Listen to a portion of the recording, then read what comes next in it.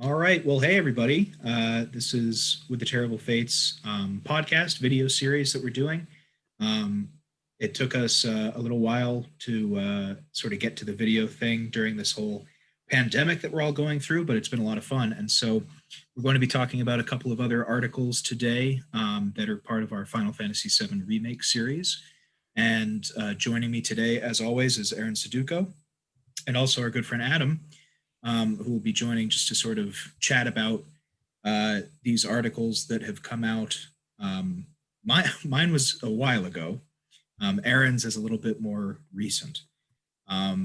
So with that, I'll kind of turn it over to you guys just to say hello, and then we can dive right in. Yes, it should be fun because not unlike the Final Fantasy series, we're kind of spanning past, present, and future here because Dan, you wrote your just fantastic article on Roche and his role in the remake a while ago, although a lot of people are discovering it now for the first time, which is awesome. I put together a critical review of my earlier work on Final Fantasy VII about 2 weeks ago, thinking about what it is for the remake to be incomplete and how that factors into its storytelling. And then we'll have a delightful chat with Adam, who is right in the middle of thinking about how to put together his next article on the subject of the church in Midgar, of all things. So I'm really excited. Adam, I hope you're excited too, my man. You know I am. It's been super fun to work on. If anyone doesn't know, I'm Adam. I'm kind of our resident historian on the With a Terrible Fate staff. So I tend to look at kind of history and historical thought in games, and the church is no exception there. I'm really excited to kind of show all the weird ways that it ends up having an impact, and hopefully using this as an introduction to prove that all of us, we think about games really in a really rigorous way, but you guys can too. It's not that hard, and hopefully I can use this article to show why. And well put from someone who is, by all accounts, a fantastic theorist. I mean, besides being a historian, in all regards, you've also done such things as, if people haven't read your article on using like player interactivity to resolve plot holes in Fire Emblem, pretty dang cool. And anyone who closely read my most recent work on Final Fantasy VII Remake will see it riddled with attributions thanking you for all of your feedback on that. So a constant also presence on the Dan. site. Well, yeah, but it's no secret how much we hang out and think through this stuff. That's right. Well, Dan, that note, I figured, shall we dive into your article? I hate to introduce my own work, so somebody else do it. I'll introduce it succinctly and then kick it back to you, because I think one of the things that I love about this article and that has kept me coming back to it more than a few times over the last month is I think it's a great example of what to me personally is some of the coolest and most gratifying video game analysis you can do on a story, which is taking some weird little aspect of a video game story that could easily be overlooked just because it's hard to square with the rest of the story, and taking a bit of a closer look to understand how it actually plays a kind of shockingly central role to a lot of the themes in the story. So that's how I see and remember the legacy of your article about Roche in Final Fantasy VII Remake. And I'd love for you to just share with the audience a little bit about what inspired you to write it in the first place, and we can go from there. Yeah, well, thank you. I'm a big fan. Before I get into the mystery that is Roche, I'm a really big fan of close reading, whether that's in a novel or a film or a video game. I find that it can really expand your understanding of a story as a whole to take one facet of it and just get really granular with it. And that's a fine line to walk between being granular and being pedantic. But I do think that, especially nowadays where we have to wait for parts of stories to come out, instead of just like theory crafting, I think it's really worth it to take that energy of like wanting to know what something is and just taking the text as it appears and looking into that a lot more diligently. So before I wrote the Roche article, I wrote my first article in the remake series. The other one that I have is a close reading of the opening scene of Final Fantasy VII Remake, which the three of us talked about, I think, the last time we were together. And so I think that it's a valuable exercise in sort of putting into words what you feel when you're experiencing a game. If something really sticks out to you, I think it's worth it to look into it. And something that really stuck out to me, as I'm sure it has with plenty of people playing Remake, is the character Roche. Roche is fascinating to me because I am self-admittedly like very steeped in the lore of Final Fantasy VII. I love it. I would live in that world if I could. I love every part of it. So when I saw in the trailer that there was like another soldier that we hadn't met yet, I was ecstatic because I didn't know what they were going to do. I didn't know how they were going to implement it.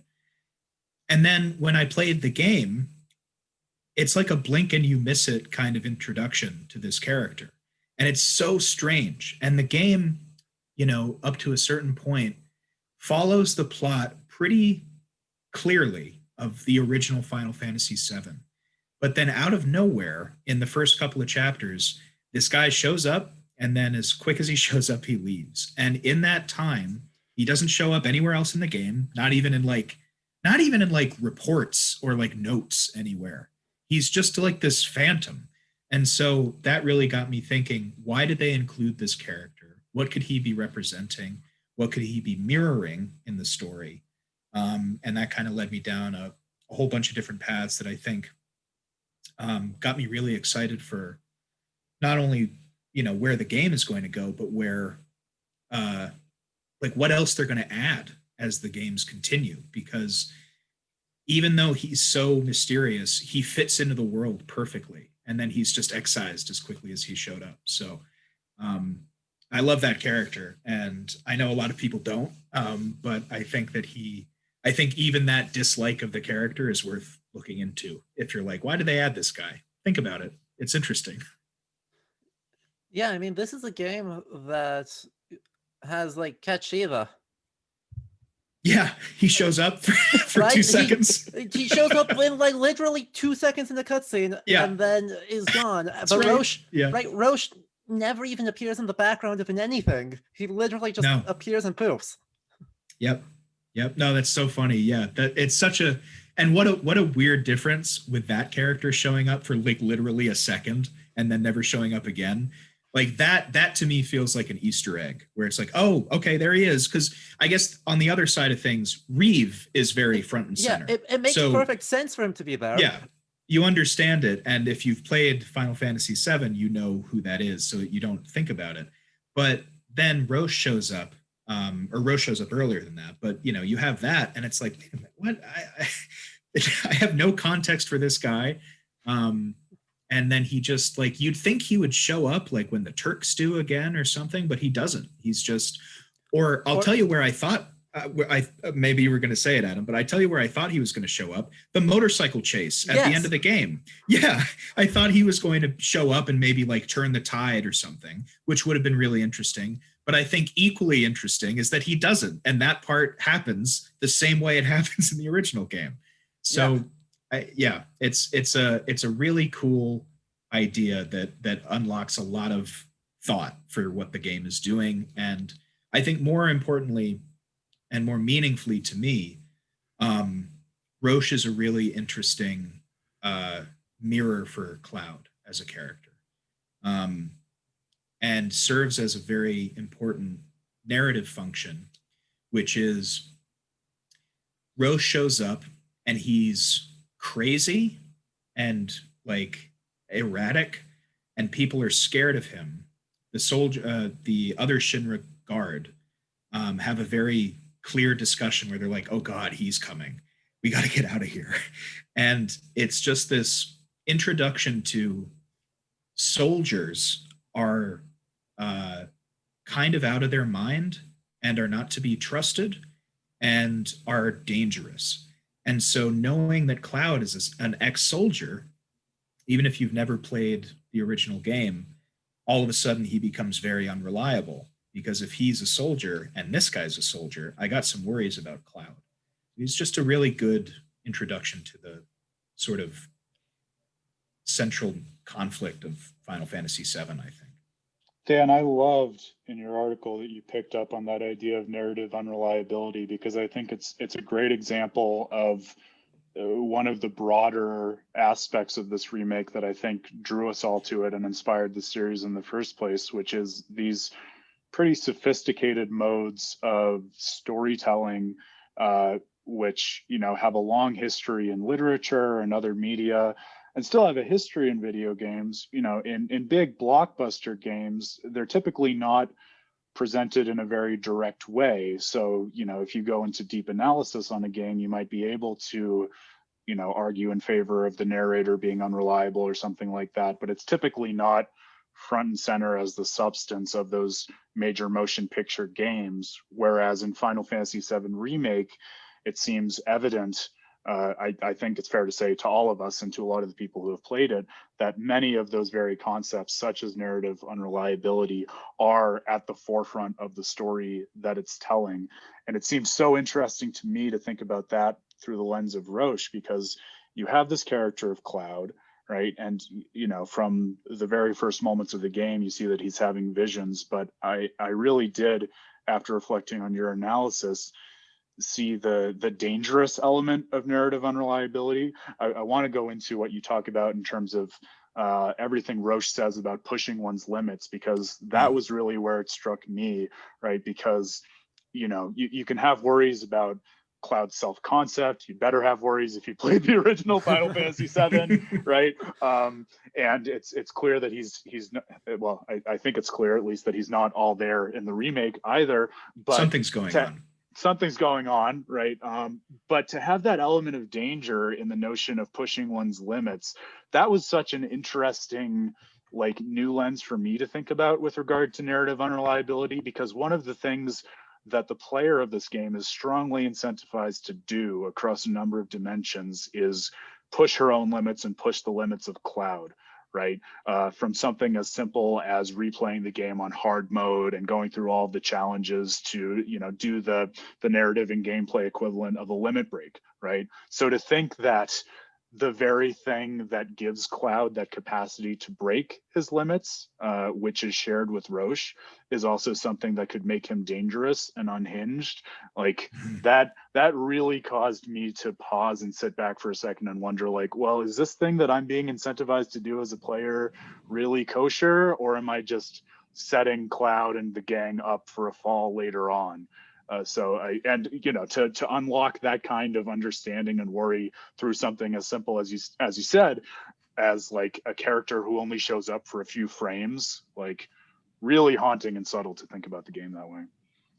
Yeah, and I think right, that's something that's ahead. super resonant with just, you know, the original Final Fantasy VII, and so it's like it's one of those things that I love because it shows they really get what the original game was trying to do, and they just further are foregrounding it. Because, I mean, in the plot of the original, we know Cloud ends up, through his exposure to Genova cells and to Mako energy, ends up walking straight into the climactic moment of the game that literally everyone knows. Yeah. And so, like, that's already there. Right. And I think that the remake does a lot of really interesting, I'll call them, like, not subversions, but shifts, right? So one thing that's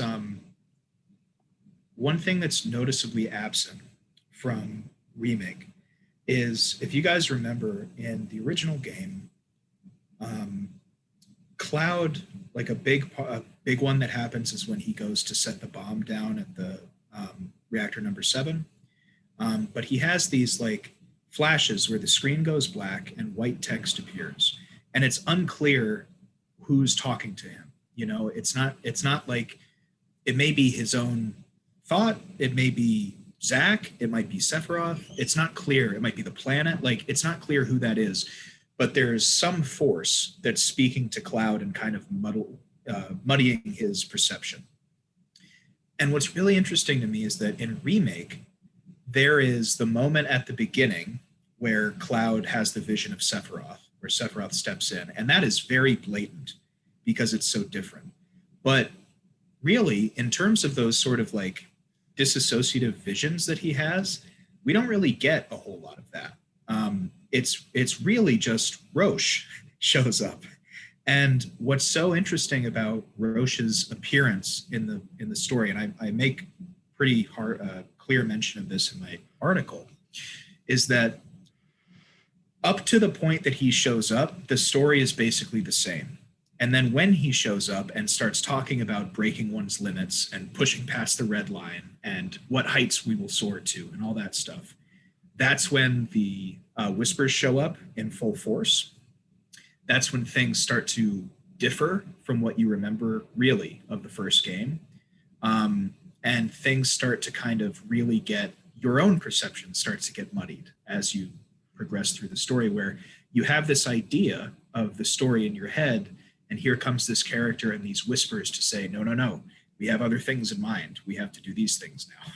So to Aaron's point about breaking one's limits, I think that his inclusion is really interesting because it does something that I think it's hard to do in a game or a world like Final Fantasy, where everyone has superpowers. Everyone is magic. Everyone has incredible strength.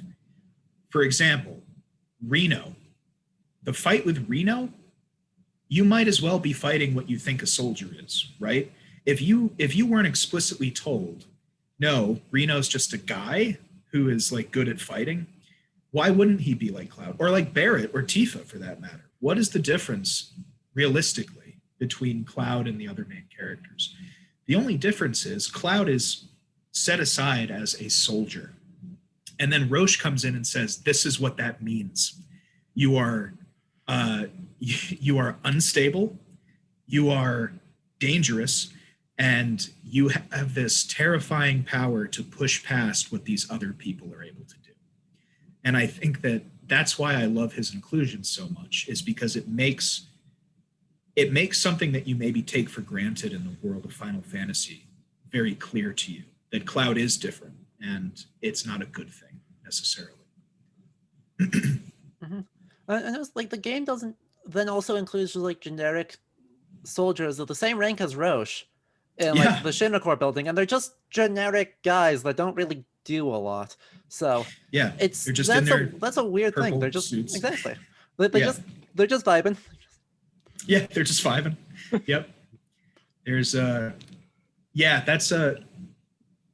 that's like a, I don't know if this relates to the point or if I'm just thinking out loud, but like something I didn't put in the article because it fell more on the like lore side of things, but that I thought was really interesting is that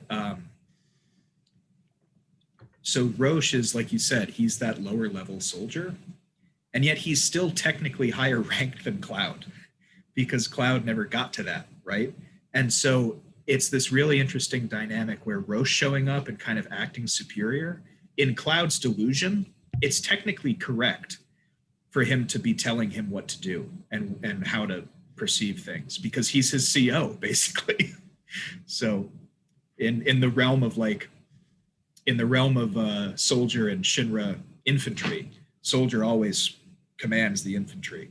Mm-hmm. So it's a minor point, but I think a cool one that I left out because it was a little too. Yeah, I guess in the reality, that makes sense, but in Cloud's delusion, it's backwards. Because he would be first, yeah. Yeah, because he's first class. But that sort of speaks to Roche. Another thing I point out, which is I think that soldier in Remake especially is shorthand for I know what's going on here. I know this sort of remake that we're getting looped into. The idea that soldiers are bathed in Mako energy. Aerith has this sort of strange knowledge of what's going on. She's an ancient. Soldiers are, if you want to distill it, kind of like fake ancients in a way. And so for this character, Roche, who we know to be a soldier, is coming along with this sort of precognitive, weird psychicness. I think is an important point to make, that, you know, he kind of cottons to what's happening and is going along with it, you know. That's a technical term, by the way, precognitive weird psychicness. Precognitive psychicness, yeah. It's in the DSM-9. It's it'll be out, you know, That's right. a couple decades. Dan, not to change gears too much, but to speak to what you were saying about the way in which this illuminates deep themes in the rest of the Final Fantasy VII compendium, and also the Final Fantasy series more broadly. One of the things that I also really enjoy about your article, and which is just a great aspect of your style more broadly, is that not only do you present an analysis, but you also tell a really interesting story about your own experience with the game and how you got to it, which I think is worth talking about a little bit, especially since, Adam, I know you'll be talking about method later on, but especially with a game like Remake, it's so interesting to try to parse it, right? Because at once it is the latest chink in this long chain of different entries in the Final Fantasy VII canon, right? But it's also very much an entity unto itself, which is part of at least what keeps me really excited about it and wanting to go back and look at it more. And the introductory story you tell in your article about how you adjudicated the meaning of Roche as an entity within this one text versus the meaning of Roche in the broader series, I think was really interesting in terms of parsing out where Remake fits, but also how we, as people who care about the stories of video games, make sense of things like trailers and small glimpses that prime us to experience their worlds in certain ways even before they're out. So I'd love if you could reflect on that a little bit. Yeah, so you know, like I mentioned, I'm a huge nerd for Final Fantasy VII. I love all the additional stuff like Last Crisis and Crisis Core and Before Crisis and all the different crises that they have. Advent Children, Dirge of Cerberus, even. Like I love everything to do with this world. And so I think that the fun-loving kid in me, when I saw the trailer for Remake and I saw Roche show up, I immediately turned on my lore brain and was so excited to see, like, oh, it's a new, who is this going to be? How's he going to fit in? Is he a take on a different character that they're just like beefing up? Is, you know, is this the other Shinra infantryman that fell off the bridge in Nibelheim? Like all kinds of, frankly, stupid things, right? That I started thinking about.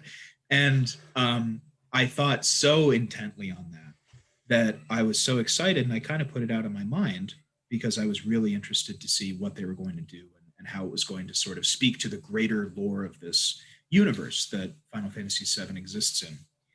And then you play the game, and he's not in it that much, and he's in it very deliberately. And I said in the article that I am Boo Boo the Fool because I fell for the trailer, right? And I think that what that made me appreciate, though, that didn't make me angry that I had put all that thought into it.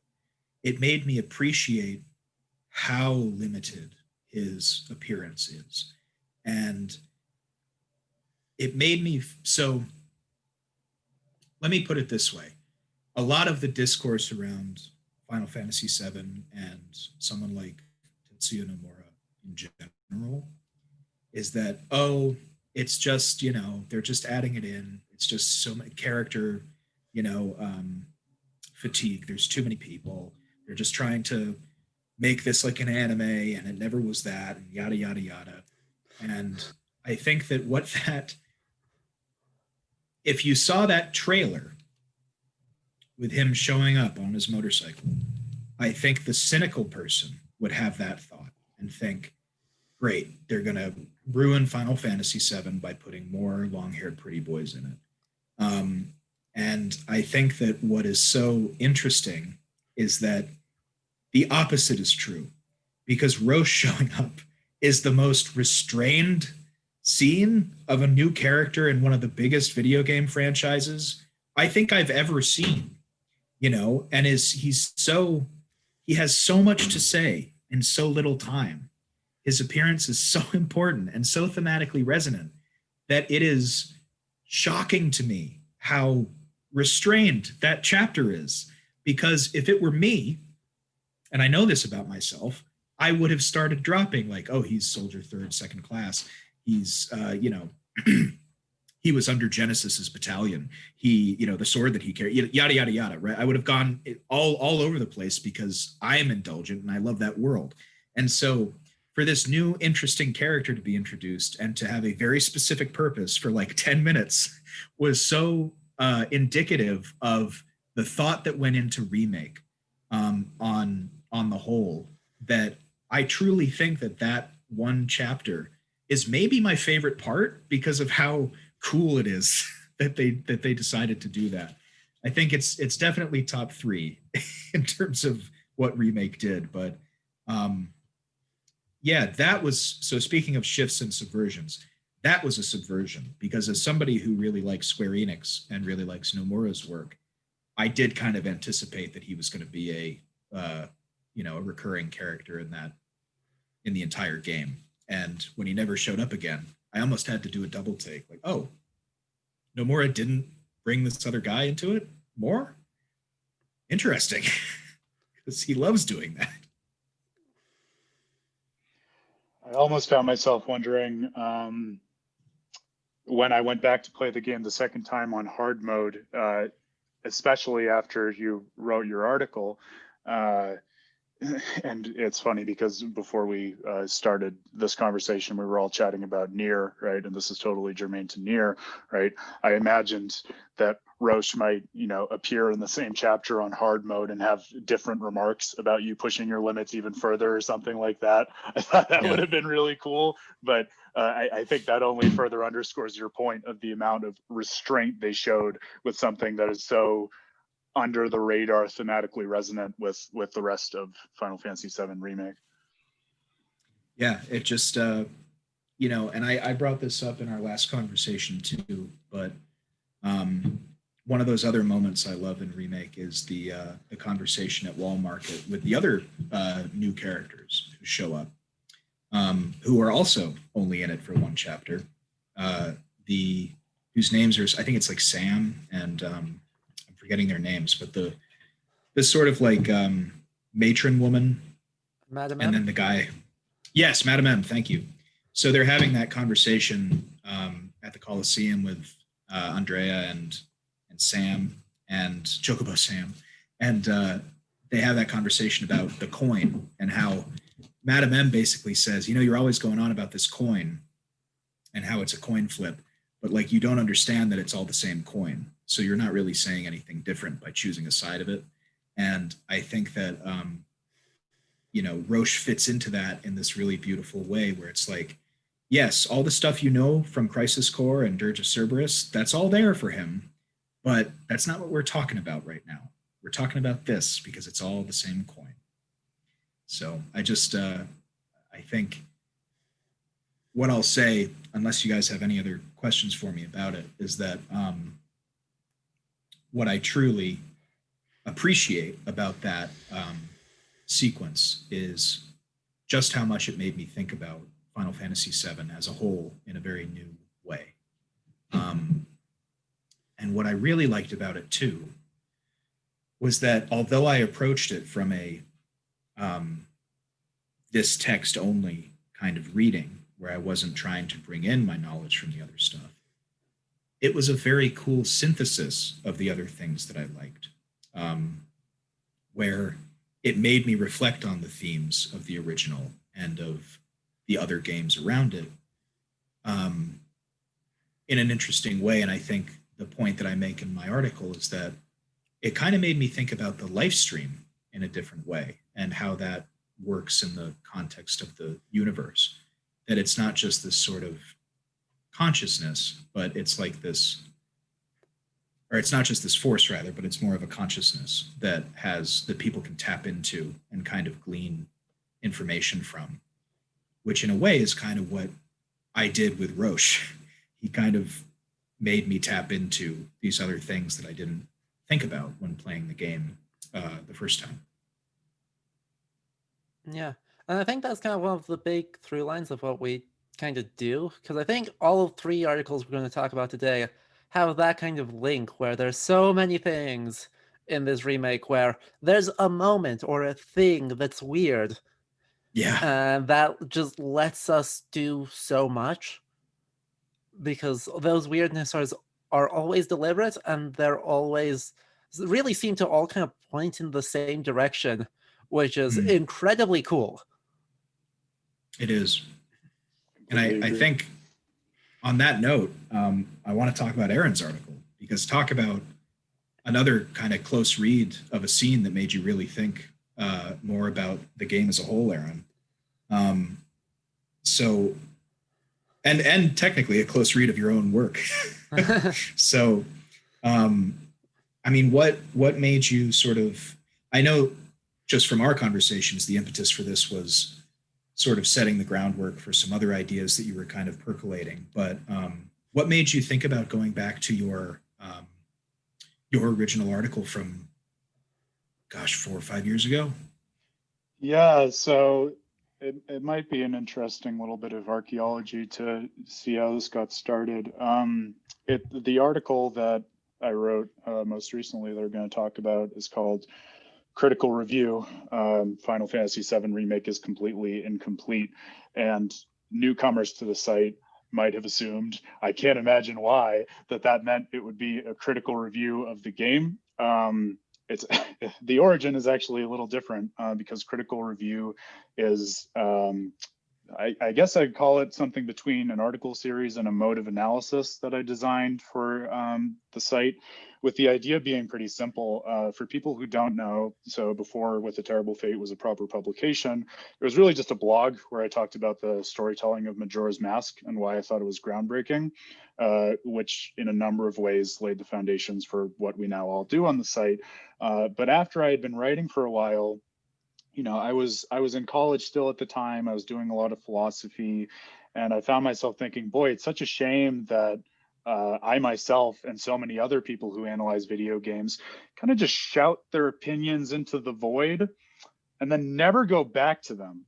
And that seemed like just such a disappointment to me, especially when you would think that the people who are analyzing these games were taking the time to say something about them because they really loved those games and felt like that thing was really worth saying and sharing with other people, right? So after I'd been doing it for about a year or so, I think, for the anniversary of the site, actually, I started this series called Critical Review, with the idea at first just being that I would go back and revisit some of my articles that people had, been interested in and talked about, and kind of just update them with more current thoughts. And that could be anything from, me now thinking that the substance of the argument I put forward was wrong, or just adding other considerations that some readers had raised that were super interesting.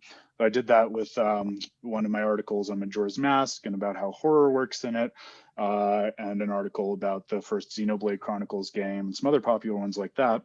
But as the site developed and it grew, outgrew the sense in which it was a blog and became this publication with so many amazing analysts on it, not least of whom are the two with whom I'm speaking right now, I felt like the Critical Review series was this interesting opportunity to basically just create more of a community dynamic around our work, and have it as a venue where we could provide positive critiques, basically adding to or continuing the conversation around previous work on the site, whether that was work that we ourselves had put out or work that other analysts had put out.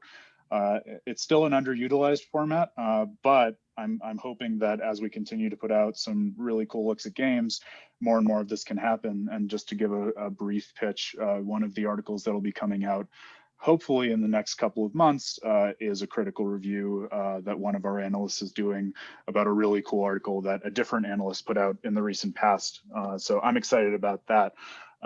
But I decided to do a critical review of this one article, which I'd written, frankly, Dan, to answer your question bluntly, because I felt like I had to in the first instance. And the reason why was this. Back in the dark ages, I know Adam's going to give me crap for using that term, but in the before time, back when Square Enix first announced that they were doing this remake, they said that they were going to make it episodic and spit it out as a number of games rather than a single game. And that ruffled my feathers a bit. This was, as you said, Dan, I think like 4 years ago or something at this point. But I was right at the point where I was thinking, you know, pretty deeply in my philosophy program about like the narrative structure of games. And it just struck me that especially a game such as Final Fantasy VII, which is so structured around this world that is working towards its own demise, which is what I mean in the original article by this idea of narrative teleology, apocalyptic teleology at that, because the world is ending and transforming in a way when meteor strikes it. I felt that that made it the case that you simply couldn't tell that same kind of story over multiple games rather than as a single game for reasons that I go into in more depth in the article. But the idea is basically that we as players, you know, we have agency over determining the events in the world of a game, especially in a game where all of the events are bending towards this single conclusion that thereby ends the world.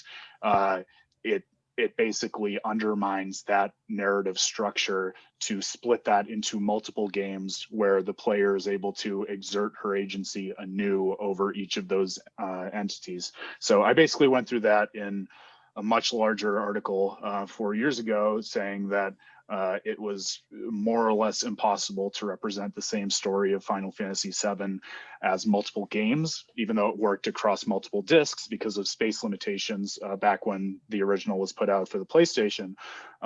So when I say I felt like I had to write this critical review, fast forward to when Final Fantasy VII Remake comes out, and we decide to put together this landmark series saying that this game has done all these groundbreaking things that are going to change the topography of video game storytelling for decades to come, which I believe, by the way, still. But I kind of felt like, given that I was now doing that, I owed people an explanation for that earlier article that I put out saying basically like, there's no way that this game could even conceptually work, right? So that was like the very in fairness, pragmatic motivation. Not to cut you off, but in fairness, if Remake didn't happen the way it did, I think you'd still be right. Exactly.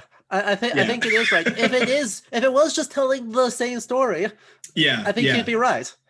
Well, it's true, and I don't want to over litigate my own work, but I do point out in this new article, just to defend my honor or whatever, that I did put a very lawyerly clause in the first article saying, like, of course, if the remake decides to do something totally new with its story, that would be a totally other story and could be really cool, which we now know is a gross underestimation of everything that Remake went on to do. So, that's great. No, but I think it's so funny because Adam, I know you're going to be going more into methodology with the article you're working on now, but one of the things that I love about doing this kind of work, looking closely at the storytelling of video games, is often, just as was the case with you and Roche, Dan, you can start off just with an inkling of an idea saying you want to explore this particular thing.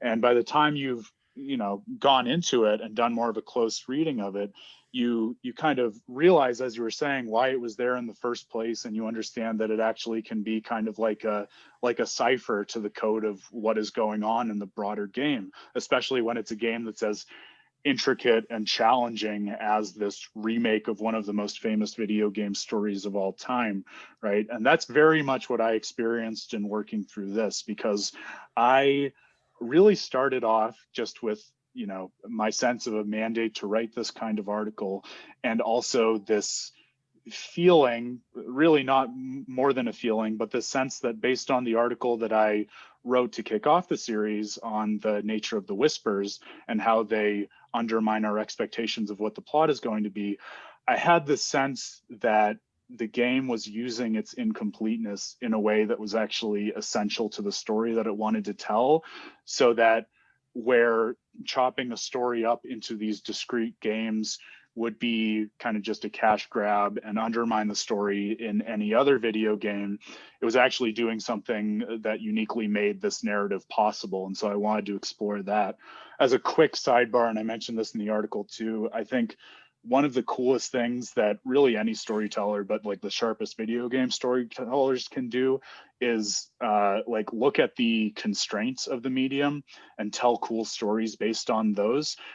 We've talked Miyazaki and his work to death in basically every forum that we can, but he's a great example of this because I've written something very similar on how he uses DLC, which similarly to breaking a game up into multiple games, you might think of as just a cash grab, but he uses that format to tell stories that would really only work as DLC. And so I wanted to explore in this article ultimately how it uses episodic storytelling in kind of a structurally similar way, like using the constraint as something about which to tell a story that wouldn't otherwise work. And it ended up from that kernel being, to me at least, a really interesting and satisfying explanation of the biggest question mark for me about the remake, which is the final battle against Sephiroth, right? So for whatever reason, probably for a number of reasons, a lot of my work ends up gravitating, especially in JRPGs, towards like final battles and like the big climaxes. I think in most cases because on first blush playing through a JRPG, their big metaphysical wild finales can kind of seem like non sequiturs, especially when you're trying to contextualize them in the rest of the story, right? Adam, you're vigorously nodding your head, so I know you know what I'm talking about. My immediate thought there is Final Fantasy IX, where Sure. you know you fight, Yeah. you're building up to Kuja, you're building up to Kuja, you fight him, and then Necron shows up. There's a lot of JRPGs that are like the story. Then this guy shows up. Yep. Yep.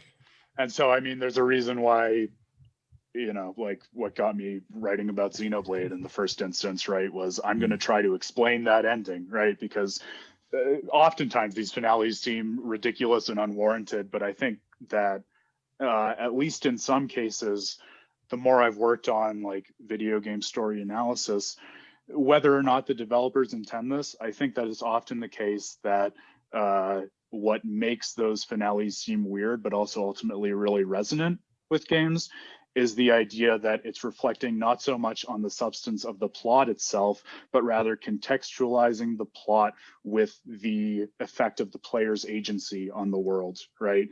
And that's one of the things that we obsess with at the site that I think broader video game criticism doesn't oftentimes think about. But I mean, that's the trick of Xenoblade Chronicles ending, and ultimately, I think that's part of what's going on in Final Fantasy VII Remake too. I think one of the things, as another like methodological aside, that is worth emphasizing in terms of why I at least do the work that I do and why I think a lot of the other analysts do this is, you know, we go through these exercises and then decide to write and share this stuff with other gamers, not as a way of like twiddling our thumbs or because we don't have anything else to do, but because like doing these kinds of explorations into these games actually allow us to understand them and resolve the puzzles that we had with them. That was certainly the case for me with this article, right? And so the opportunity to give other gamers this new perspective on what might be a really challenging or frankly weird aspect of the game can be a really fun way to, almost like a metagame, right? A way of just exploring other interpretations and improving our collective understanding of the work, right? I was frankly like worried when I started down this path of writing about the ending of Final Fantasy VII Remake, because like, I'm not being coy. I genuinely did not understand what was going on with Sephiroth. And Adam, you can vouch for me because I talked with you more than once and I was like, dude, I don't know why Sephiroth is there at the end. I don't know what that battle is. I'm worried about that. I mean, like half of the current analysis series in some way or another keeps cycling back to that moment because it is top tier, out of left field. Just we're fighting Sephiroth now. Can I say that it's one of those things where it is at first blush baffling, and yet maybe you guys felt differently. But Aaron, I think your article does a good job of sort of addressing this feeling, which is like, oh, but of course, it had to do this. Yeah. It was leading to this. It had Right. to be this. And I think that Aaron, what I love about your article is that you talk about how it's like, well, everything that's been all the new things that have been introduced in Remake are really leading up to this, and it's the whole thesis of why this remake even exists, which is still mysterious, but I think that that's kind of one of the most beautiful things about it. It ends on a question. It ends on what the hell does 7 seconds mean? It ends on the edge of creation in this, this totally blank canvas that could go anywhere. And I think that your article did a really good job for me of putting to words that feeling I had, which was like, and I can tell you the moment I had the feeling, because up through the Harbinger fight and up through the first few stages of the Sephiroth fight, I was excited but confused. And then as soon as One Winged Angel like actually starts, because it starts a few times, but as soon as it actually starts, I was like, got it. Okay, we were always getting to this. So I want to kind of just prod your brain a little bit. Like, what was it about that last sequence that just had you coming back to it to try to put into words what you were sort of thinking about and coalescing in your head? And if I can chime in right before that answer, I just like throwing back to your first article, Dan, with this. Literally, like the game opens on One Winged Angel. Yeah, and then it closes yeah. on One Winged Angel. So like this was super obviously like the correct, intended, planned out thing. Yeah. And yeah, when I was playing it, it was the same deal where like this felt right. I had no idea why this felt right, and it was super tense. Yeah. But it was right. It's Right, so right. interesting though, because one of the consequences of how Sephiroth frames the game, as you rightly point out, Adam, is that it does at the beginning prime the player's expectations for this to be a game that is rich with Sephiroth. And that's one of the things I talk about in my article, how really, if you pare down the remake to just the substance of the remake, kind of like Dan was talking about in his article about Roche, and you set to the side all the other background knowledge about Final Fantasy VII and its canon and everything that this guy Sephiroth has been through and goes on to do, there's really not a lot of context for Sephiroth at all in the remake beyond Cloud's garbled memories of him and the garbled memories of you, the player, who is importing all of these expectations about Sephiroth, which the game is clearly playing on just by virtue of the opening, which you rightly point out. One of the things that I footnoted in my article, which I thought was just super interesting to reflect on, was I actually played through Remake for the first time with my girlfriend Shannon, and she had never played Final Fantasy VII before, and it was fascinating to me because she was able to get basically every aspect of the story of Remake except for Sephiroth. I had to import the context of who he was so that she could get those sequences. And I think that really underscores the degree to which the dynamics of Sephiroth are playing on our preconceived notions of him, which was kind of my key and way into thinking about that final fight. You asked, Dan, why I kept coming back to that and why it was such a question mark. I think the clearest way that I can put it is the stakes of the fight were totally opaque to me. Usually by the time you arrive at a final boss, even if the boss appears out of left field, as we were talking about a moment ago, it's clear what you have to gain or lose from that battle. Whereas the harder you look at what's going off with Sephiroth, the more puzzling it seems, because it looks like the dude's invoking Meteor. It's not clear if that's like a metaphor in this metaphysical pocket world, or if he's really somehow like threatening Midgar with Meteor, even though we haven't been through any of the song and dance to get him the black materia that you'll be familiar with if you played Final Fantasy VII. It's not clear what would happen if he defeated you there, except if you're taking Red 13 literally and extending what he says about the whispers, then somehow maybe the plot of the original game will still play out. But the Harbinger is already dead. Right.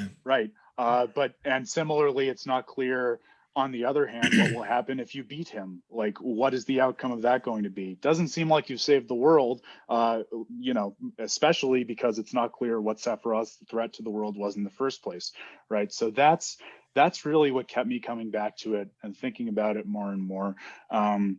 And ultimately what I arrived at is what I talk about in the article, which is I think similar to a point that you made, Dan, a moment ago about just the essence of the game as a mystery and a question mark, and this idea that Aerith says in a way that I think is really precise and like hauntingly precise in a way that you don't realize immediately, where she says that what lies ahead beyond that battle is boundless, terrifying freedom, and that if the characters succeed, they'll be changing themselves, which was hilarious for me to come back to, because that's one of those lines that you kind of just gloss over in the moment, especially if you're a JRPG veteran, because you're like, yeah, okay, we're at the big final confrontation, everything's going to change, blah, blah, whatever, right?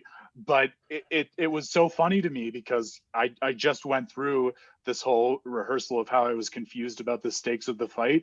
But Aerith super clearly tells you what the stakes are, right? She says, if we win, we, the characters, will be changing ourselves, right? Which is like hard to take seriously, but that was kind of the project of this article, what it ultimately ended up being, miles down the track from my initial compulsion to write it just for the sake of writing it, was this exploration of what it means to take that seriously, and also why that shouldn't be that weird, right? I think oftentimes when we're thinking about things like, you know, esoteric things, frankly, like what it means for characters to be free within a story, it can be really hard to engage with those ideas, and it can feel like you're reading into a story too much just for the sake of reading into it, which is why I go through pains in my article to think about, well, first of all, is there precedent for this?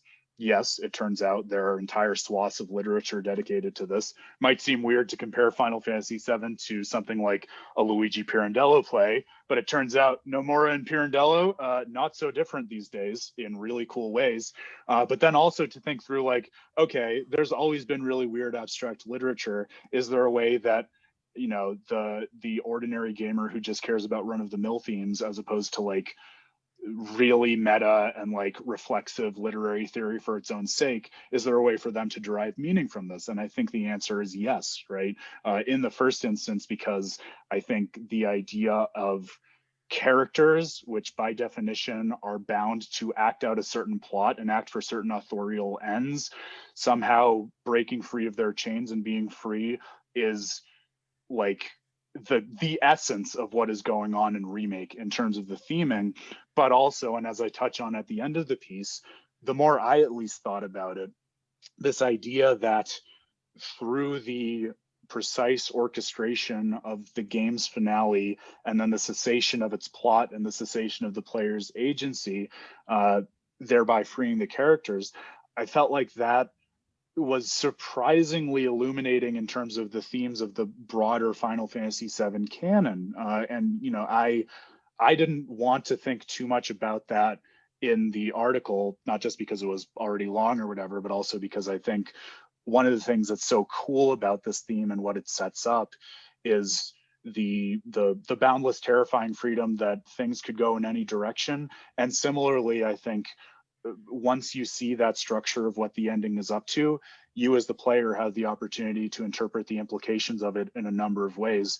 And it's been really gratifying to see people do that with the article already, coming up with ideas of potential implications that I didn't touch on. And I love that. But one that I did want to share with people at the end, just to show them that I'm not just doing literary theory for the sake of it, is this idea of the value of things in and of themselves, intrinsic value, right? Which is, you know, part and parcel of what philosophers think about a lot of times in terms of ethics, but also I think part and parcel of what Final Fantasy VII wants you to think about. If you look at everything from the identity of Cloud to the nature of Sephiroth and Genova to the way that the life stream is used, there's all kinds of different like contingent value relationships set up in Final Fantasy VII where it's really hard to reach past the artifice of the way in which things are interrelated to just see what the thing in itself is. And I feel like a lot of the series is encouraging and challenging people to tease that apart and understand, you know, what is the inherent nature of Cloud, regardless of how he put together his identity? What is the meaning of this planet if we set aside all the ways that everyone from the Cetra to Sephiroth to Shinra are trying to use the life stream, right? And I think, to me, one of the cool aspects of this really, really groundbreaking ending that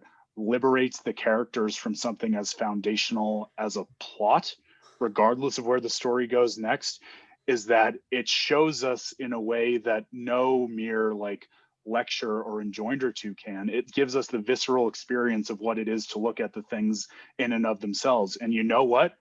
Aerith was right, dude. That's boundless and terrifying in the nature of that freedom, because not only is Cloud over that bridge at the end, so is Sephiroth. He could be anyone with any motives at the end of that game, which is part of what I wanted to dwell on in terms of how the ending achieves something radical. Like maybe he'll end up being an antagonist in the second game.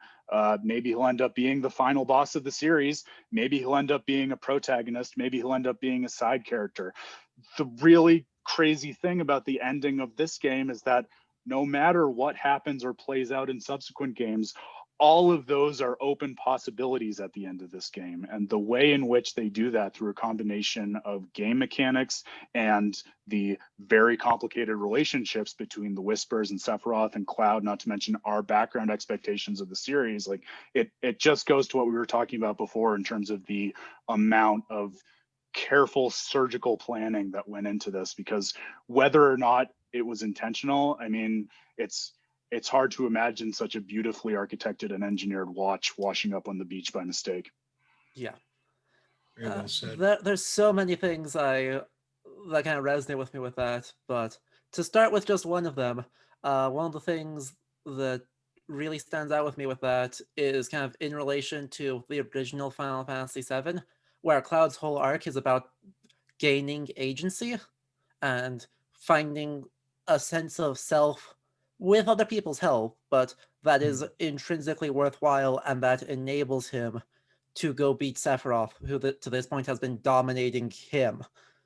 And then the remake does that on a narrative level or on a plot level, with Cloud gaining agency to break free of the player.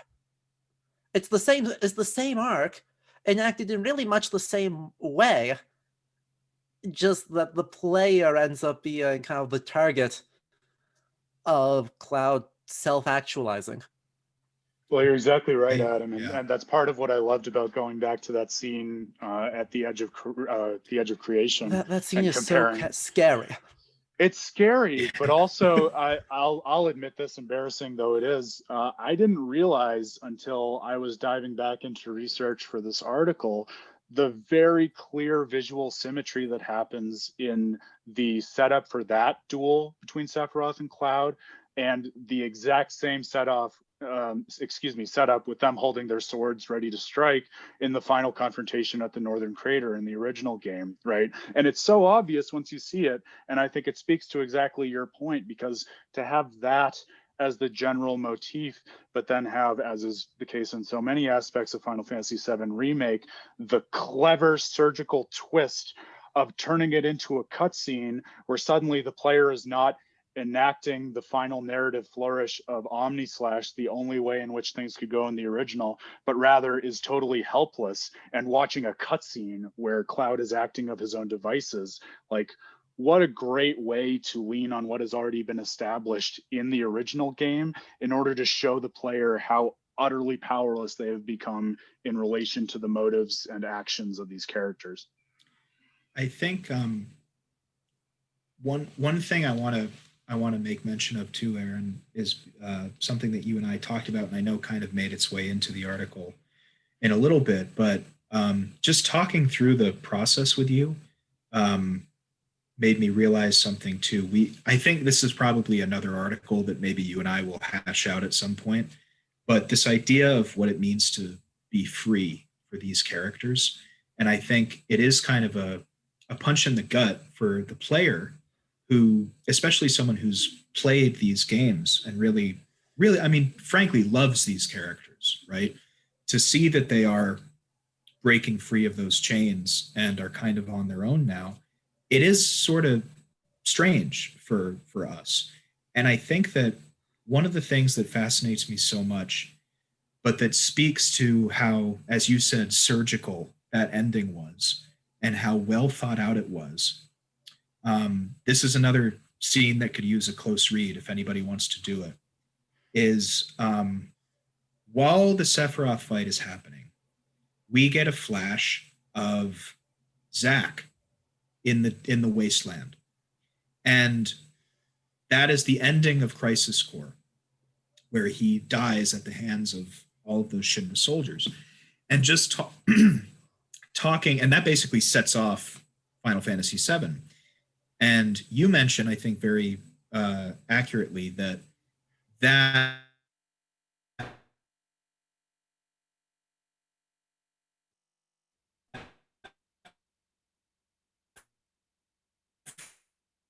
for someone who knows Final Fantasy thing, that's the touchstone of this story. And if he's walking around, I don't know anything about this story anymore. You know, it's totally, it could go in any direction. But I think that to sort of speak to the idea that these characters, and I'm sorry to so interrupt your flow. The video, the recording totally got choppy after you first introduced like Zack showing up. Oh, okay. I missed what you said. Could you go back? I'm sorry. Yeah, absolutely. No, I was just saying that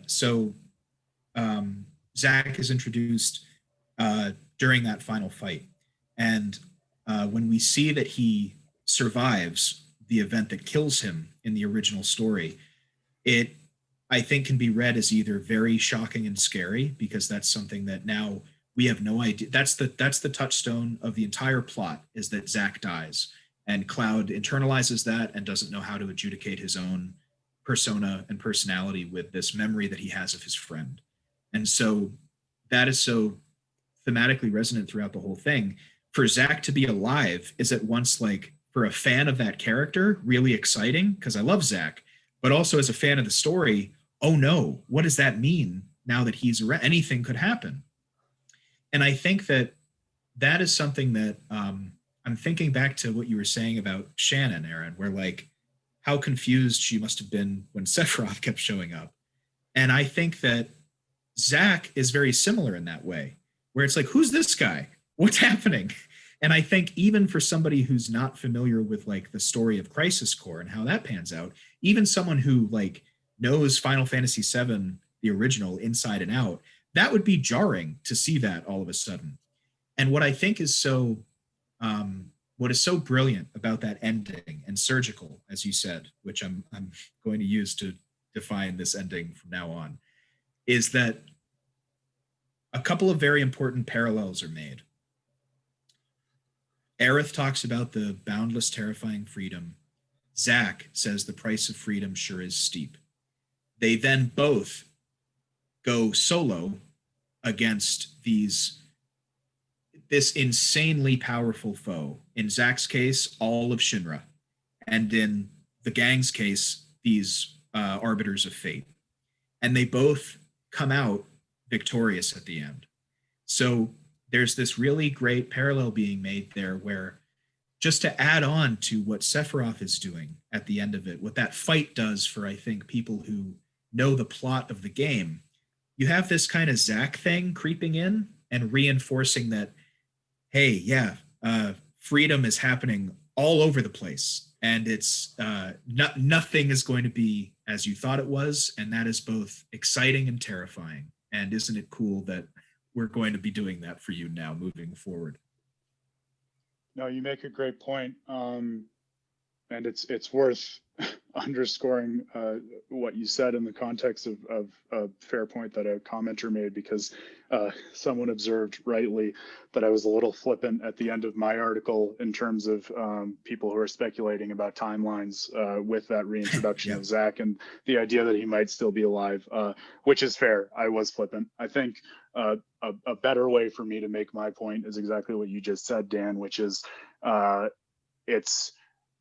the introduction of the possibility of these different ways things could have gone, different timelines, if you want to call it that, just reinforces the true boundless, terrifying extent of the freedom that is now available in terms of any number of ways events could evolve, right? Which is really just a different perspective on everything we've been talking about with regard to how the characters become truly free, right? I think the thing that made me a little abrasive with regard to that in the moment as I was analyzing this stuff is maybe not even in terms of this game, maybe it's just baggage I have with similar games, but I think going back to some of your observations about the way people, including yourself, took the trailers when they were first presented, right? I think as soon as there is even a teaser of alternative timelines, right? The kind of lore theorist that's wheedled its way into our brain wants us to start thinking about,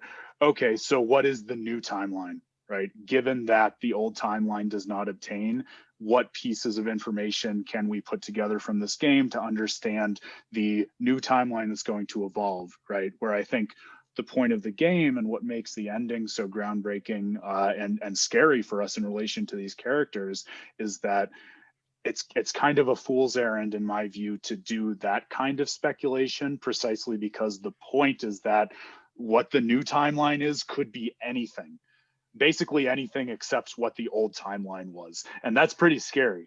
So that was the point I was trying to make there. Something else that is only tangentially related, but I feel like is worth bringing up because we're circling it, and it was such a great point that someone else made, another commenter, and I frankly was frustrated that I wasn't the one who made this point, is, we're talking about the way in which the characters of the game realize this freedom, not only from previous expectations, but from the notion of story. I mean, that's the crux of this article, and how in Cloud's case, it's a special case and an especially interesting one because he's being freed not just from the plot but also from the player, because he's the avatar, right? Which is part of what's interesting with the cutscene at the edge of creation, as we talked about. And one natural thought that arises after reading my article is, okay, if the Whispers tried to kind of skip to the end, so to speak, with introducing the final boss, and the notion of Sephiroth as the antagonist was defeated in this boss battle, which is one of the claims that I make, who's the antagonist then? Like, what's going to happen next? Granted, anything could happen, and that's scary, blah, blah, blah, but how can we contextualize that in the rest of the world? And one really interesting and kind of cool thought that people started talking about after I published that article was the idea that just as Cloud is divorced from his relationship with the player through that finale, so too might Sephiroth be divorced from his relationship with Genova, because Genova is present in the remake, right? And one of the interesting things about the original is this complicated relationship between Sephiroth and Genova, where Sephiroth is the main antagonist. But if you really think about kind of the way in which a lot of the events of Final Fantasy VII were set in motion, it was the crash landing of this scary alien meteor that was mistaken for an ancient and is not of this world, right? Something that, if you kind of squint and don't analyze it that much yet, just on first blush, kind of similar relationship to the player, right? In terms of their kind of extraterrestrial, so to speak, relationship and extension of agency into the world of this game, just like Genova quasi extends her agency through her cells, right? And so I think, again, without having dove too deep into it yet, it could be really interesting if this ends up being that same kind of severing of the agency relationship that we see between the player and the avatar, Cloud, but on the side of the antagonist, with Genova now having kind of a space in the narrative that's divorced from Sephiroth. I like that a lot. And I think there's maybe a hint to that because Genova, when she crash lands, is still tied to the planet and the live stream's fate. And Sephiroth explicitly says, like, this planet is dying, but I won't die. Yeah. Good point. I think that I really like that because when we think about Final Fantasy VII, we don't think about that as the game where where Genova is the bad guy. And I think that oh man, this is getting the juices flowing. But yeah, I mean, there's also something to the fact that, Aaron, you had said this is the lore weirdo coming out, but I promise it has analytical purpose. You had said that she was mistaken for an ancient. The lore of Genova is that she's this parasitic shapeshifter, like the Thing from John Carpenter's film The Thing, that crash lands and starts, impersonating whatever is around and corrupting and manipulating.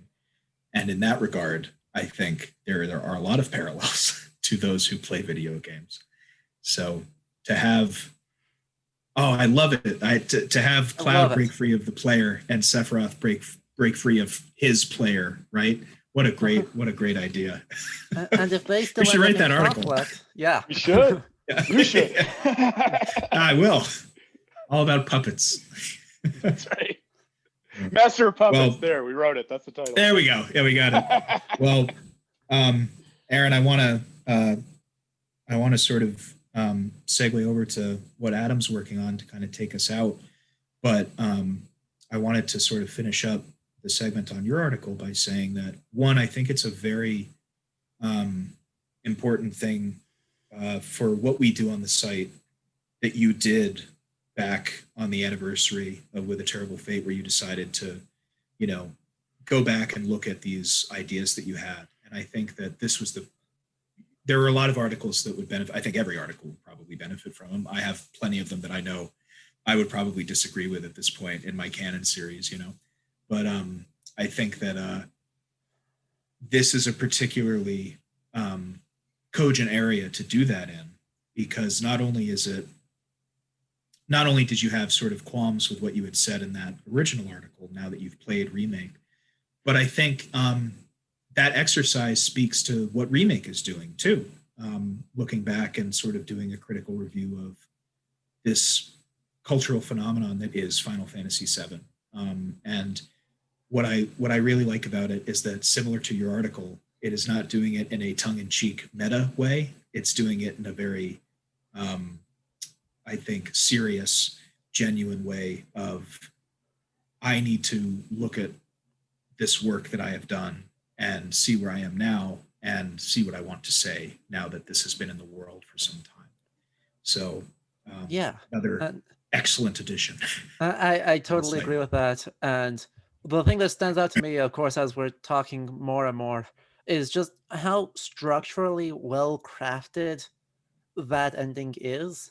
I mean, all the way back to it being in some ways a very typical JRPG final boss fight with your apocalyptic teleology you mentioned. It has all of that, and yet it manages to simultaneously completely deconstruct the thing by taking itself seriously and, I guess, revisiting those ideas and re-asking those questions.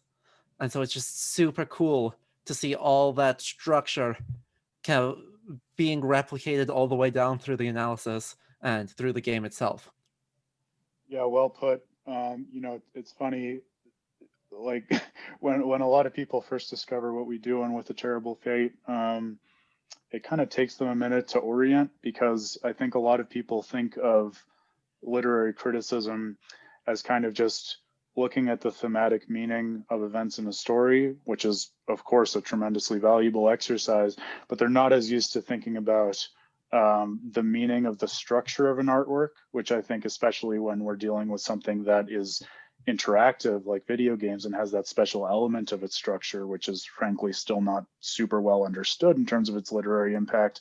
Like, there's so much we can uncover about what makes these games valuable, and even what themes they are capable of expressing by looking at that structure in depth. To tease another article, which we were talking about before we started recording this, like one of our analysts, Camus, is working on a really cool article that actually might be out by the time this is published, which is similarly all about the structure of the ending of NieR Automata, rather than thinking about the particular themes that it expresses.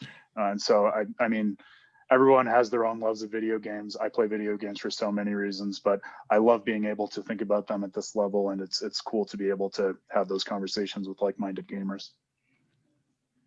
Yeah, and I think too, to cap it off here, this is one that picked up a lot of traction, and I think for very good reason. Not just because it's talking about one of the more exciting parts of Remake and sort of what it means, but inherently introspective sort of look at Remake and how that affects what you bring to it. And I think that just having this discussion, it makes me realize how important it is to actually re-engage with your thoughts on a game, because you're such a part of the experience of playing a game that it's not like putting a book away on a shelf. It's something that sticks with you for a long time afterwards. So I think very, very good and important work, and I'm looking forward to the next some of the things that we talked about in our private conversations of where this article could take you. So very excited. Me too. But on that happy note, so Adam, I want you to take us out with this article that you're working on now, because it's I think a really, like you had alluded to at the beginning of this conversation, a really interesting lens through which to see a really kind of when you think about it, sort of a strange element of Final Fantasy VII. Yeah. I think. Yeah. Uh-huh. I actually want to start with something Aaron said, though, which is when new people come onto the site, it takes a little while to kind of get oriented. One of my Sure. hopes for this article is to kind of explicitly address that and show that, it's not, we do really complicated, sometimes really esoteric analysis. I think my last article kind of went very hard on that. But to go, we're just walking through from something that seems weird and then building up to something with really big ramifications for the worlds and for the stories of these games. And so, yeah, I'm doing that with the church, which is, super weird. I won't spoil kind of my ending conclusions, I think. I'll save that for the article, so go read that when it comes out. I know. Right. But what the starting point is that the church really just doesn't fit in Midgar, right? You've got this very industrial city with this colossal plate sitting over it. And in the center of that is this gargantuan, what is it, 62-floor skyscraper? And then somewhere in the corner of one sector, out by the cliffs, there's a church. And it's very clearly a church. It's actually specifically, it's an early Romanesque cathedral. So something that dates to the late 10th century in our reality, but then kind of clearly keeps being used until pretty recently in the world of Final Fantasy VII. And so I'm just going to kind of walk through that and go, well, why does this exist? And from there, what are our kind of layers of interpretation?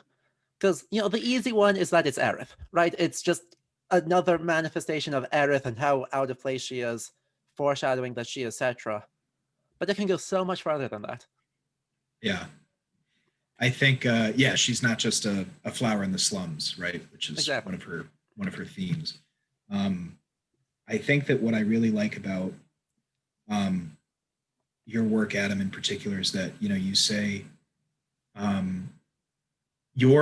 as you walk people through sort of your thought process, there's no difficulty in following sort of what, like you're saying right now, like, oh, this is weird, I'm going to think about this weirdly.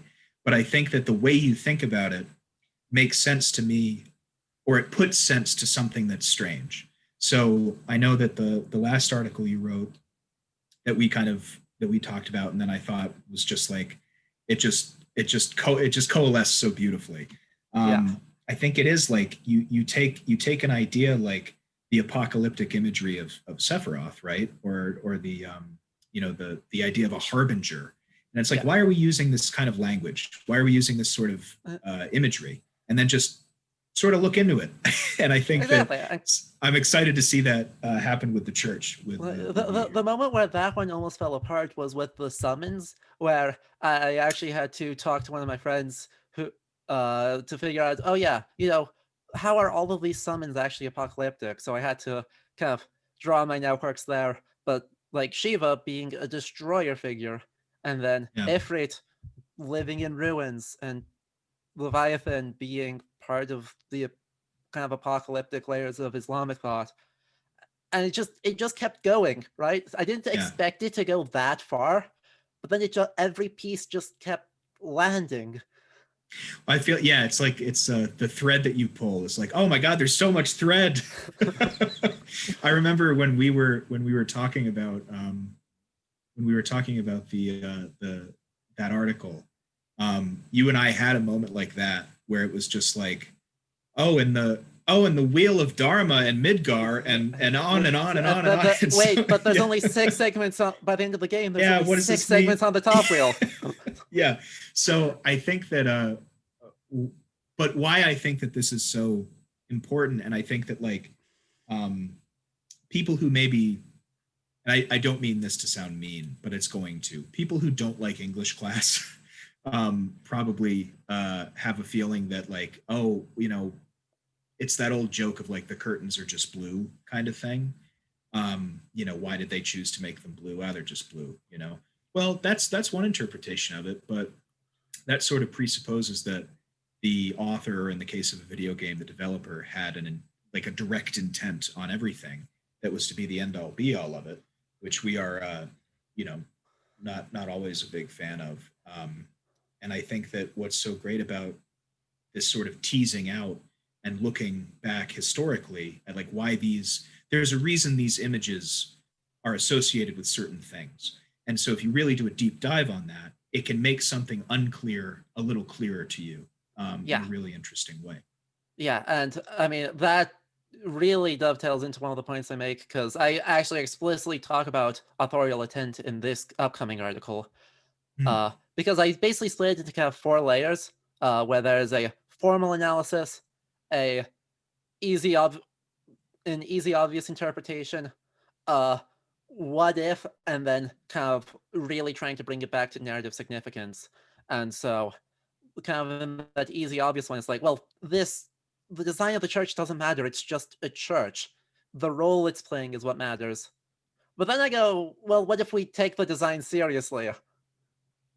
And then that ends up teasing into something really, I think, much more impactful, and something that I think to some extent, even though the design of the church is inconsistent across the Final Fantasy medium, like the architectural style changes by over a century, depending on which game you look at. That's interesting. Which I don't know how to deal with, and I'm not going to try and deal with in this article. But when we're taking it seriously and kind of the implications of this architectural style and purpose seriously, within the diegesis of the world, that really kind of expands the church and explains why it is so memorable and so really core to the aesthetic of Final Fantasy VII. In a really weird way, right? Midgar is not a city with churches, but it is, and it's in every single piece. Like, is there a single Final Fantasy game or movie that doesn't have that church? No. Even Dirge of Cerberus, it shows up. Yeah. And I think that, it's it's an idea of, well, symbols are symbols for a reason. And I think you had said earlier that, it might just be a broader symbol for Aerith, right? This sort of holy entity that exists in this world. So, of course, a shorthand for us with holy is church or sacred place. Exactly. But then you start thinking, as I'm sure your article dives into, but why that specific church? Why is that? But why there? And why aren't there any others? And all these other questions that pop up. So I think Maybe it's we can very worth pick up doing. on that a little more closely before we wrap up here, Adam, because without giving away the farm, I think exploring your method in that way is really cool, because we do have one article on the site actually about our methodology, kind of explaining how the different things that we do on the site go from ordinary conversations about gaming, not unlike what we're doing now, to kind of more structured reviews like what Dan does in his video game canon series, to our more fully fleshed out analysis of the kind that features in the articles we've been talking about on this video conversation, right? But I think one thing that I'm really excited about with regard to your article is that we haven't done a great job of actually showing like lived experiences of how we move from one of those stages to the next. And so maybe as a way of getting our appetites going for your article, you could share a little bit more with us about how you went from observing church is weird to thinking about like different ways of exploring it and explaining that weirdness. Like, where do you go in your arsenal to try to make it feel less weird and more warranted in the world of the game?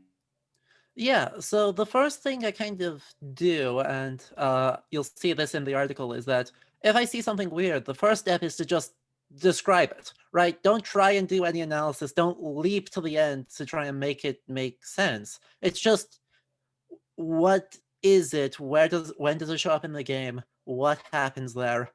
And then what are its physical characteristics? We don't need to do any interpretation at that stage because you're just trying to figure out, well, what is it?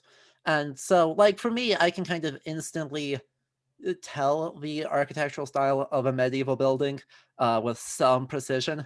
Or same thing with a manuscript. Like, if there's a manuscript text, I can go, oh, I know about when and where this is probably coming from. So I just have that knowledge base, but I lay it all out very explicitly in the article to conclude that this symbol has a very specific form. And that form has kind of symbolisms within the period it was created. And so then that gives me some tools to kind of think more closely about it. So then the next step is kind of take that and then, well, what's the obvious reason why this is there? And there's so much evidence around it being associated with Aerith, like that is a super obvious one, but that doesn't account for all the evidence. And so I guess my middle stage then is also thinking about it within the diegesis of the world. Like, yeah, this is a motive representation of Aerith's out of placeness within Midgar, but it's also a building that was constructed within Midgar canonically in the game. And so what? So, like, if we divorce it from this obvious one, say, yeah, that's a totally valid interpretation. But what if we think about this more? When was this built? Just like, when was this church built? And on that same note, a question for you guys: how old is Midgar?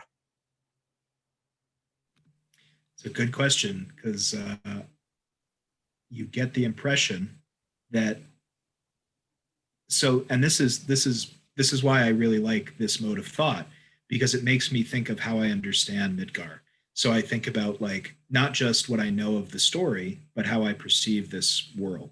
So in my head, the slums, they were there for a long time before the plate. And the plate was only built within President Shinra's lifetime, because how else would it have been? Because he built his company, and then he had all that money, and he would have built his Epcot, suburban paradise, right?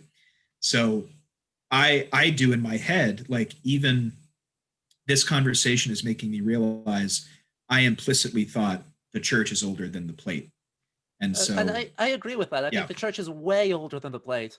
We can't say how much older, but like at the same time, the church was used like evidently until extremely recently, because it's not empty. The building is not empty. Even though the pillars are falling down for some reason, and the walls are starting to crumble, the floors aren't rotten, mostly.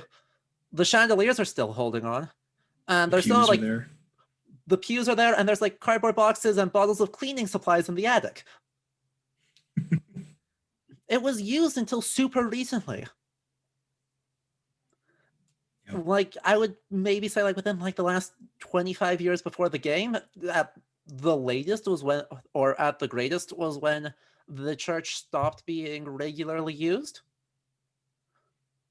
Yep. But It's just what does that mean? Like, is there a religion?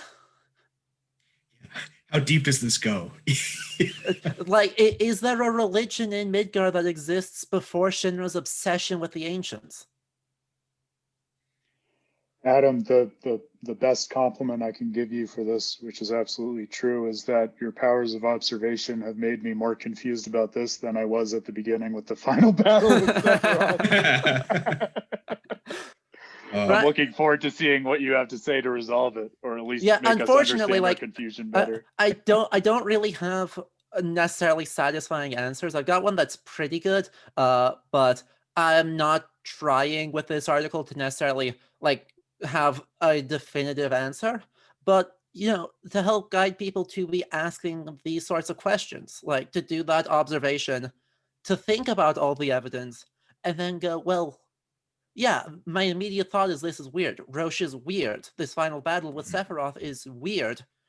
What is the process to get from this is weird to observe the evidence of the game and to look at the symbolism relevant to it, to process why we feel the way we do, and then inject that back into the game to think about it in kind of the broad context. And so the last thing I'll hint at, as kind of my linchpin piece of evidence, is that in Final Fantasy VII Remake, the church is not directly below the Mako reactor.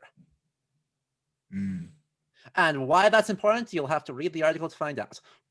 There it is. The ultimate trailer for an article. Yes. It's all so that Tifa can have a punch fight in Advent Children in the church. Exactly. Yeah. Nailed it. Yep. Got it in one. Well, I'm very excited for that article. I've loved your previous work on the site. I think specifically because I really, I think we're probably going to say this in every single video call that we have at this point. And Aaron, you're going to laugh at me, but I think that one of the best things about our site is that the most frequent comment that we get, at least in person at conventions, is that you put into words what I was feeling or what I didn't know how to express. And I think that what I really like about your work, Adam, is that your methodology of it, I think, is such a simple but elegant way to make sense of something that you just feel. And I think that the cynical counterpoint, which I heard a little bit like on my Roche article, is like, why, or the close reading one is like, why do this? Like, yeah, that's obvious. And it's like, well, is it though? Or is it obvious because we've talked about it for years? Yeah. And I think that what you're doing with what you did with the apocalyptic imagery, what you're doing with the church, speaks to a broader way that we love to look at and analyze games on the site, which is, that's strange. I wonder why. Yep. And I think that exercise well worth doing. Inevitably, there is always an interesting answer to why, because I think like the points where it does the expected thing are not really usually terribly interesting moments. It's not telling us anything about intentionality or the themes or the way in which this sets itself apart from everything else. It's always in the weird stuff that there's the most interesting things to learn from games. Well put. Absolutely. Couldn't have said it better myself. Well, gang, I think that'll about do it for this sort of look back on two articles that have come out in the not so distant past, and one that we're all very excited about to come out in the not so distant future. So I want to thank Aaron and Adam for having this chat, and look out for Adam's article that will be coming out in the near future, like I say, and look back at With a Terrible Fate for more articles about Final Fantasy VII Remake and much more.